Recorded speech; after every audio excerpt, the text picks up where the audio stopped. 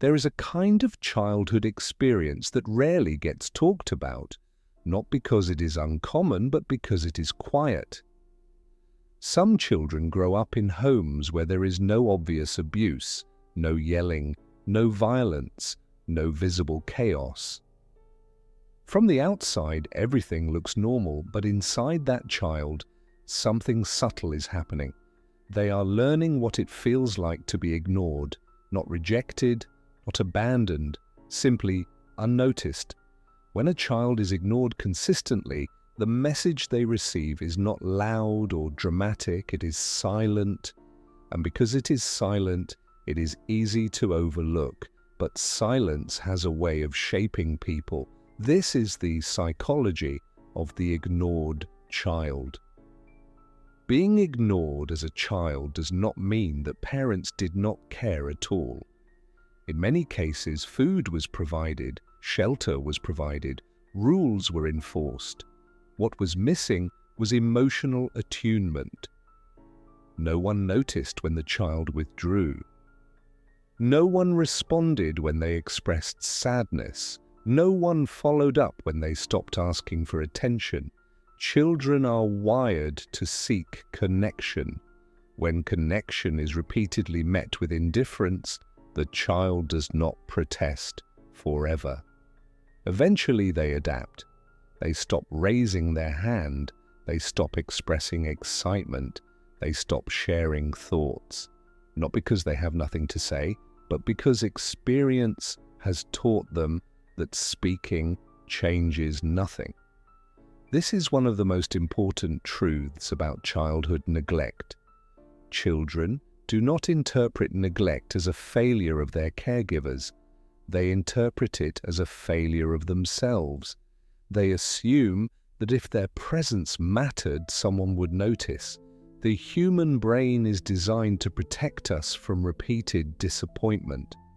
When a child reaches out emotionally and is ignored often enough, the brain begins to anticipate that outcome. Over time, the child stops expecting comfort, stops expecting validation, stops expecting response. Psychologists refer to this pattern as internalized neglect. It is not a conscious belief, it is a learned expectation. The child learns that wanting connection leads to nothing, so wanting less becomes safer. This is why ignored children often appear unusually mature or independent. They learn to regulate themselves because no one else does it for them. But self-reliance built this way is not empowering. It is defensive.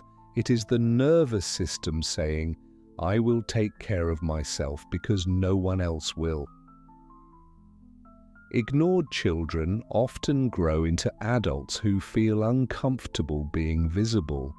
They may struggle to speak up in groups. They may feel guilty when they receive attention. They may downplay achievements before anyone else can dismiss them. Even when they succeed, part of them expects to be overlooked. They enter relationships cautiously. They avoid expressing needs directly. They convince themselves that asking for reassurance is too much. This is not because they lack emotional depth. It is because emotional expression once felt pointless, so they learn to exist quietly. Many describe a persistent sense of invisibility, even in rooms full of people, as if they are present but not fully acknowledged. In close relationships, the ignored child often becomes hyper-aware of subtle changes. They notice shifts in tone, they notice delayed responses, they notice emotional distance immediately, because distance once meant something important. As a result, they may suppress their own needs to maintain connection. They become agreeable, low maintenance, emotionally flexible. On the surface, they seem easy to be with. Inside, they are constantly monitoring whether they are still welcome. They may tolerate emotional neglect in adulthood because it feels familiar, not because it feels good, but because it feels known. This is one of the most painful patterns to break. At the center of the ignored child's psychology is a belief that quietly shapes everything. My needs are not important. This belief does not announce itself. It shows up in behavior, not asking for help, not expressing disappointment, not sharing emotions unless asked. They learn to endure rather than engage.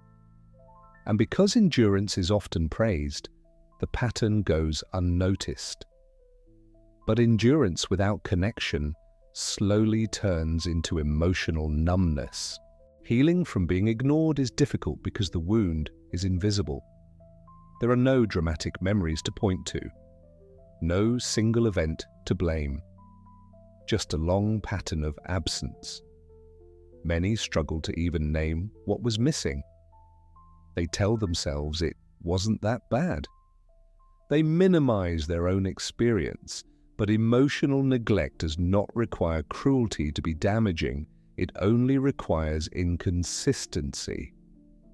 Healing begins when the ignored child recognizes that their need for connection was never wrong.